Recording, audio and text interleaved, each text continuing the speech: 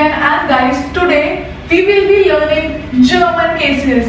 Yes guys, we are starting with our A1 series. Earlier I have done with you, I hope you remember, and that was a series which was absolutely loved by my audience, by my GG family. So let's just start with the series, and today's topic is German cases. And stay tuned because like in a week at least 4 to 5 episodes will be coming. I will be letting you know that what next will be coming, but please stay tuned and do follow me and do subscribe on German. Yeah, let's start with the German case. Guys, in German cases, if I talk about, we are having 4 types of German cases.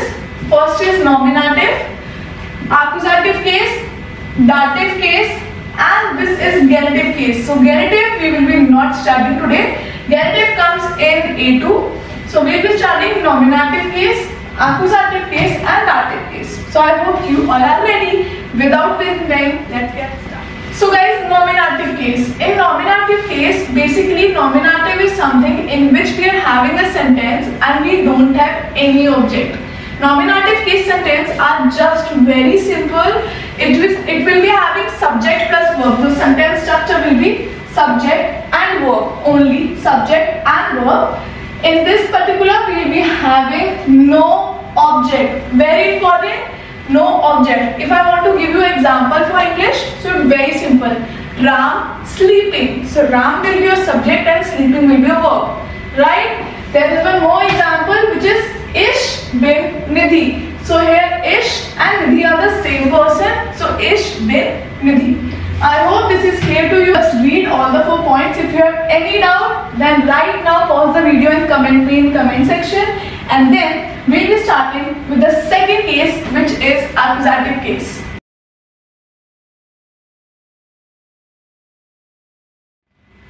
So guys, next case is your accusative case. In accusative, basically you have to understand the concept, like what is the definition of particular German case, and second, very important, you have to understand the sentence structure. Sentence structure plays a very important role in A1, whether it is A2 or A1. Sentence structure are the structures by which you create all the sentences, so that is very important. So accusative sentences, basically accusative case, it will be having a sentences which will be having one direct object. So there will be one subject which will be doing some action. For example, I slapped Rohit. So I is particularly a subject. There is an action which is to slap. You are slapping somebody, that is the action, and there is the object. So who is object? Rohit. If you notice, then Rohit will be a direct object because he is receiving the action directly, right? So I slapped Rohit. For more example, you can consider my mother did shopping. I buy a glass. So these are the few sentences. Here is a sentence structure. Here is a definition, and by this you can easily, very easily differentiate that what is accusative case and what is nominative. If I want to give you the both similar example, I will be giving is Ram sleeping, the nominative one, because we are having subject and verb. Then next sentence can be Ram sleeping on bed. So he is directly sleeping on bed. So bed is directly receiving the action which is sleeping. So just have a 2 minutes, read it. If you have any further doubt, then pause this video, comment down below, and then we'll go to the next third dative case.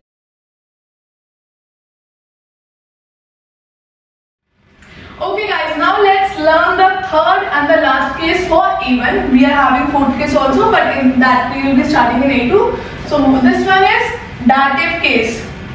Now guys, what is dative? It is very clearly mentioned. First of all, in dative we will be having one more object, that will be your indirect object. And simply if you want to know the definition, it is, guys, the definition if you want to learn is that basically when you are getting the answer of to whom or for whom, that basic sentence, when third person entry comes in particular sentence, that sentence will be your dative case. I hope this is clear. The sentence structure will be subject plus verb plus direct object plus indirect object, right? Let's just study some examples of this. So guys, I buy a glass for my sister. I will be a subject, to buy, that is a verb. Direct object which we have bought, that is glass. And for whom the third person entry, third person will be the indirect person, will be your sister. So guys, this was a dative case. Now in the next class, we'll be learning that how many gender articles we have, what are the 3 articles we are having, and very important, I will be letting you know some of the article rules which are very important. So stay tuned for the next one, and till then keep learning German with German Gyan. And guys, if you have any further doubt, then please do WhatsApp me on 9643430783. I will be loving to answer your questions. And yeah, see you in the next one. And guys, very important, we are putting a lot of more content and a very interesting content over the Instagram. So do follow me on German Gyan. And over Instagram, you're gonna love that content. That is all for you. That too, I'll be putting on YouTube Shorts also. So please stay tuned, and I will see you in the next video. Till then, keep learning German with German Gyan. Take care. Cheers.